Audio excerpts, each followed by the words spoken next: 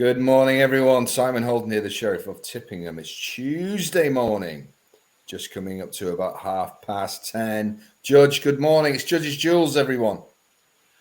Good morning, Si. Our postman knocked on the door. He said he's got a bad back today with all what's going on, all them letters coming through the post. But anyway, I had a good day at Plumpton yesterday, and it's nice to get back on the bandwagon and trying to find some winners for us. Well, of course, with your Goodwin Racing hat, Judge, Auckland risk winning the big race. We'll have a chat about that. But what a weekend for Goodwin. Yeah. I mean, and the binoculars back to the third as well. It was really good performance. I mean, it really was.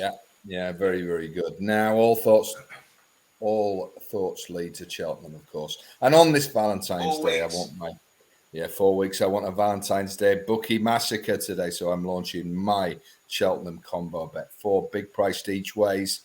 I think will start much shorter and have massive chances. So get yourself locked in to these 4 Cheltenham specials at the top link. It's a tenner. And then place the bet, relax, and watch those prices tumble.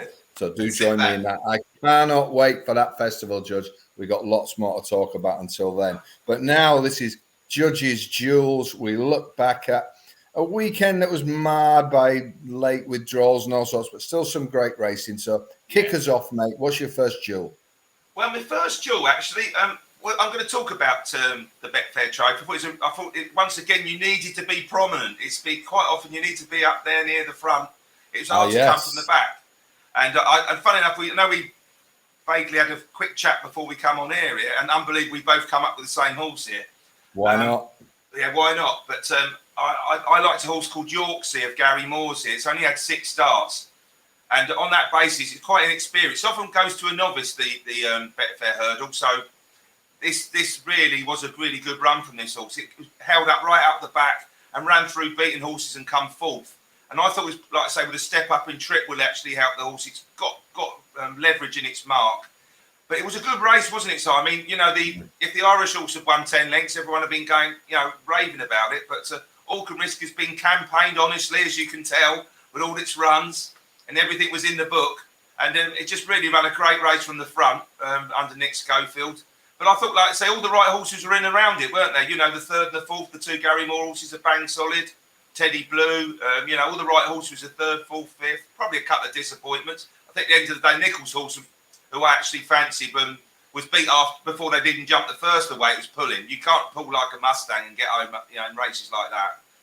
It's all well and good going fast, but if you can go fast at the pace you want to go, that's fine. But if you're pulling and over racing, they never get home, do they, mate? No, and my own sort of notes on it, and we've come to the same conclusion what the jewel is. Yeah. That a big field handicap, you would have expected them to go much quicker than they did. It was a very, very good ride from Schofield on Auckland Risk, where he wound it up from the front. Very few horses got into this, and that's why I'm so impressed going forward by Yorkshire, because he's still only 5. Now, I think the way that Niall Houlihan rode him, Judge, when you look at the type of races he's likely to contest, you obviously start thinking about big field festival handicap hurdles. He's got that written all over him. And I'm sure one of these he will win. Now, that style of ride, somewhere like the Aintree big field hurdle, where they do go stupidly fast, and you often find them, possibly even a Cheltenham race. I don't think he'd get in the county, would he, with his rating? But I think he might have to go to Aintree. He's talking about a big handicap hurdle at the Sandown Festival as well. They might even go over to Punchestown with this horse. He's done that before, Gary Moore. I do think that the way he rode it made it very difficult for him to win that on Saturday. It's not a criticism of the ride, because I'm sure it's just one of those things. There were some strange rides in the race, I've got to be honest. Yeah, they were, but I love the way he finished, but he just couldn't get to those leaders. But I do think there's a big handicap hurdle in this, and he's with the right team. So, we all can that. But Auckland Risk, you're right, he goes to every dance, runs his heart out. Brilliant to see him do the business against Filey Bay, who may have been plotted up with a slightly different career path. Absolutely. There's never a bad renewal of this race, is it? It's always rock solid form. When you have a look, I think even like last year's, people say it wasn't the strongest. There was winners coming out the race. I mean, obviously, bearing in mind we were at Plumpton that day, and we both, obviously, you had the winner of the Master Chewy race, the Gary Moore horse, won that, funny enough. But Master Chewy ran quite a good race from the back as a novice, came through, and he just didn't quite get home again. There is a win definitely in him, but I don't think he'd probably be. I think he'd probably go for a novice hurdle and be a short price next time. So it probably won't be such a sexy, sort of price to find. But I can see this horse, like you say, running very well in a big field handicap, and you getting a decent price on this horse next time out. Yeah. So it's a double duel. We both give double duel. Yes, that's it, on the York Sea. Yeah, so get it in your track. I never knew York was by the sea, but there you go. You learn something every day, Judge. Now time for your second duel, mate. Yeah, obviously, my bet of the day on Saturday was Bubble Dubby, and when it come there cruising 2 out, I thought, here we go, aye. And not for the first time, he didn't get home again. And I do wonder if he might need a wind up, because he finished well first time out. And look at that Tamuris form. From that Chetstone novice hurdle that day. It's about the only horse hasn't come out and won from that. I mean, there's winners galore out of it. So he's definitely well handicapped, but he's obviously got a slight issue. But I obviously would, like I say, fancy Bubble Dubby in that race. But the money for Harter Duderies in that race was very interesting. When there's money for a Skelton horse, they don't often leave it far behind, do they? So they must think they've got something to work with off this horse's mark, mark for JP McManus. And he only found the old battle-hardened Mr. Freedom too good up the running. So I know there's a few in the heap here, but I do think this particular horse has got leverage of his mark. And I can see Arthur Duderies definitely winning 1 or 2 handicaps this season. They say they're not normally far wrong with their handicappers, the Skeltons. And I think maybe a slight step up in trip is what he had, because he seemed to get a little bit outpaced and just stayed on. And maybe a little bit of out battling, because Mr. Freedom is a bit of a grizzled handicapper. He knows the time of day, doesn't he? He's a stayer on the flat. And I think this is one to be following. I think he'll be winning in its next couple of starts. So I don't know if you remember the race at all, but Harter Dudery is my second one. Yeah, I mean, I made some notes on that race, actually. And I did mean to mention it to you, because I know Bubble Double, whatever it's called, has been Bubble Double, yeah. Bubble Double, yeah, and that form line. I can see why you think he might need a wind up, but just my own thoughts were, I just wonder if he's one of those horses when I think I've said this before, when it actually comes to going through the pain barrier and winning a race and getting his head in front, where he just thinks, nah, you're all right. Because he travels so well. Oh, I think pretty much everything went right on Saturday. So whereas, but he should have won that race. Oh, he should have done. I mean, alternatively, he could be one of these horses really that just literally needs to be buried in a big field. They go really fast and they end up stopping in front, which is quite hard to find off his current rating, if you see what I mean. But he's definitely a 130 horse running off 113, if you see what I mean. Yeah. But I do know what you're saying. Drive you mad. I think the last 3 times he's gone even money or shorter in running. So he's a lovely little a trader. But like you say, I'm beginning to lose the faith a little bit myself. But it'd have to be if he was a short price, I'd have to take him on. Yeah. Exactly. Yeah, they all have a price. Right, my second and final one this week ran in the bumper. Now it's a listed bumper. I'm not quite sure it was the strongest renewal of it. It was a 443. Now it was won by As Luck Goes, who, when you think about it, after the event, of course, was a big price at 8-1. He'd already run and won twice. Ben Brookhouse trains in the famous colours. Jack Quinlan rode him. He won well. But I like for the purposes of getting in your tracker, because I do think the favourite will be short next time because he won. But this Alan King horse at the second, Masaccio, Master Craftsman horse, was third on New Year's Eve at Warwick, where he raced behind a horse called Bowens Park, who actually was in this race on Saturday. Now, King said after that he thought the horse improved for better ground, the quicker ground on Saturday. But he's still very babyish, Judge. He was so keen at the back. Adrian Heskin he had all on settling this horse. A lot of horses that pull and races choke out of this, do not get home.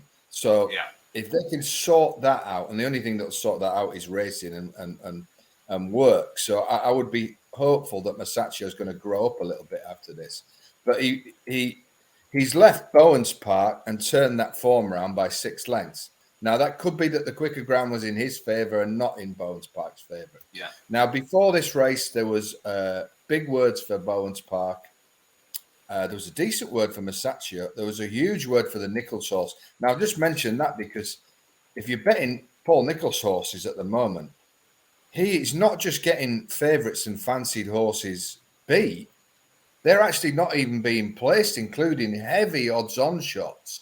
So just be a little bit careful with that yard. I'm sure by Cheltenham, all will be well, and by Aintree. But it's a bit late for the flu jabs, isn't it? It don't used to be January they did that. Yeah. They always say that Nichols leave them in January because he flu jabs them all. But now we're heading towards mid-February. But there was a lot of stinkers. And the interesting thing would be with Meatloaf, if it was just the fact that the Nichols horses are all underperforming, then keep that one on your radar because he's certainly so well back. But I have to say it. So it didn't half pull. It went like a bat out of hell, didn't it? Yeah. Race yeah, but mine raced keenly, madly as well. Finished second. I do think Masaccio's got. Look, he's got a bumper at his mercy, but I also think he's going to be a decent hurdler. He's going to be a nice novice hurdler next year. Yeah, they I know they like him a lot, and he's he's not the finished article yet, but that's why they're running bumpers to.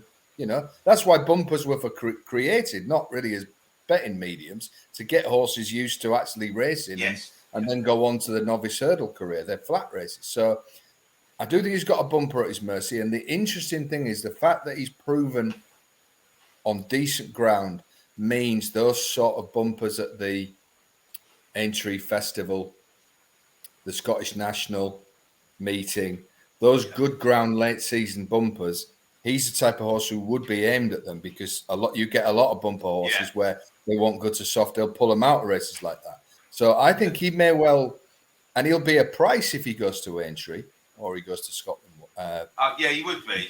And I've got a bit. There's been no real outs. I mean, you got the Irish horse, haven't you? The Mullins also won the other week, who looks at the standout bumper horse. But this is probably one of the best bumpers run in this country this year. And the fact that Alkenris won the Betfair Hurdle in a record time does suggest the ground was fast. Yeah. And I do actually think this race will actually probably work out. Probably a lot of the fancied horses, like you say, didn't run their race. The Fireflyers form at Ascot's had plenty of franks behind it.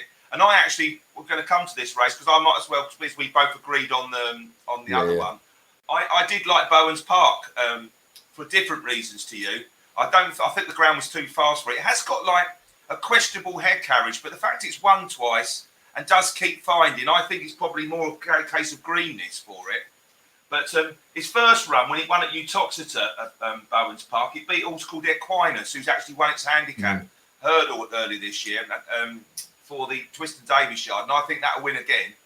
Feel Good Inc., who done me a right turn by when I had a Trixie up last month, he won a novice hurdle the other day, and the fourth in that, Lift Inverse, also come out and won. So his form was strong. So there was 3 or 4 horses in this race that their bumper form had all been franked by horses behind. So it's actually, to me, probably about the best English bumper been run. And, you could say, well, okay, the Nichols horses did disappoint. Yes, they did. But perhaps the other horses are quite good. The one you said, Masaccio, has improved form with Bowens Park. But I would like to see Bowens Park on slightly softer ground. But I think the two of them are both quite useful. And being Trevor Hemming's horse, Bowens Park, you've got to think novice hurdles and then chasing is going to be a nice type for the future. So I think they're both nice horses. So keep them both in your tracker from this race. Yeah, I think you're right there. And I think, though I've highlighted Masaccio, it could well be a race to keep an eye on. You got the Martin Keithley horse that they like that was in third. That's another unfashionable yard that probably would. Yeah, that's another one out of left field. I'd be inclined to think this probably would work out better because of the one that come last, Kate Vidal. I say last, it did come last. I think that came third at Cheltenham in a bumper. So, so they don't normally run too many poor bumpers at Cheltenham. So Yeah, don't give up on anything in that race. And if Nichols, when it's not if, is it when Nichols returns to top form? Yeah, I mean, it was the weekend really. He did have a low blowout, didn't he? And shocking. They run poorly, really. So but that's going to be temporary. You know what I mean? That's going to be temporary. Absolutely. Yeah, so don't give up on any of those. So there you go, Judge. Well, have you got one more? I have, because I've got to be honest, it was a bit of a struggle this week. And obviously I was at Plumpton yesterday, and I really fancied, my bet of the day was Mardoof each way. I thought he couldn't be out of the frame, and I thought he'd give the favourite a big run. And I actually think, looking at this horse now, as long as the handicapper doesn't take that literal view of that form, I've just seen its handicap mark of 112. There's got to win a handicap off that rating for sure. I mean, there was 10 lengths back to the third. Even if the handicapper puts him up £2 or £3 for coming second yesterday, this horse has definitely got some leverage off that mark, because its previous two runs where he came third, the winner and the second and the fourth at Uttoxeter all came out and won next time out. One of that, funny enough, that was Equinus, who I've just mentioned earlier. And then when he came third to Celtic Art at Wincanton, Celtic Art and the second came out and won next time out.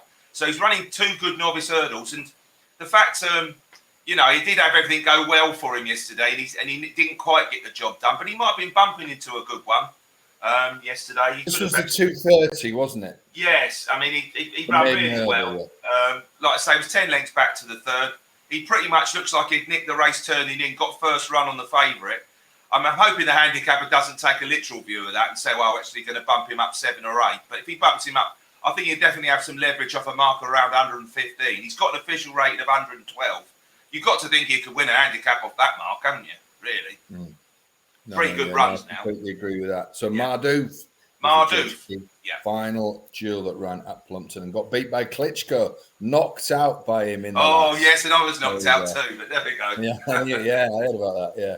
So there you go, folks. It was a tricky weekend, but I think we've got some good stuff there. Yeah. And remember that Valentine's Day Bookie Massacre Cheltenham combo is there at the top link for a tenner. Now, Judge, where are you racing today? Where are your bets from? Oh, God, now you've got me right on the up there. I've got one at Newcastle for this evening, and one this afternoon, I believe it's at Lingfield. So I've got just a couple of small fancies today, but I think there's some better racing coming to once again at the end of the week, and I'll be a bit more confident with that stuff. If you're watching this, look out at 7 o'clock. No more, the mighty no more runs. Oh, of course, yes.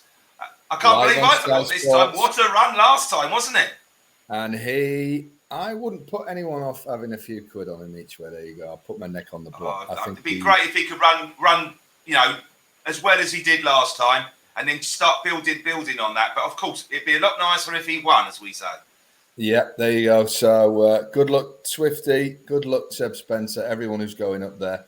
I'll have to get to the airport fast. No, I'm not going to that. It's a long way up there, isn't it? Yeah, it's a long way. Yeah, a long way back. So we're very hopeful. Going to be a good night tonight up at Newcastle there. So we'll see you on a Friday for HHV to judge. The judge, he remains in the winning chair. Oh, it's close, wasn't it? Yeah, but still another nice big prize one. Yeah, 14's into 8. So there you go. Give us a thumbs up, like and share the video. Get these in your tracker because I think there's some good stuff there today. So thank you, Judge. Good luck, mate, this week. Have another big winning week. All the best, mate. Be lucky. Be lucky, everybody. HOLDENS. Horses.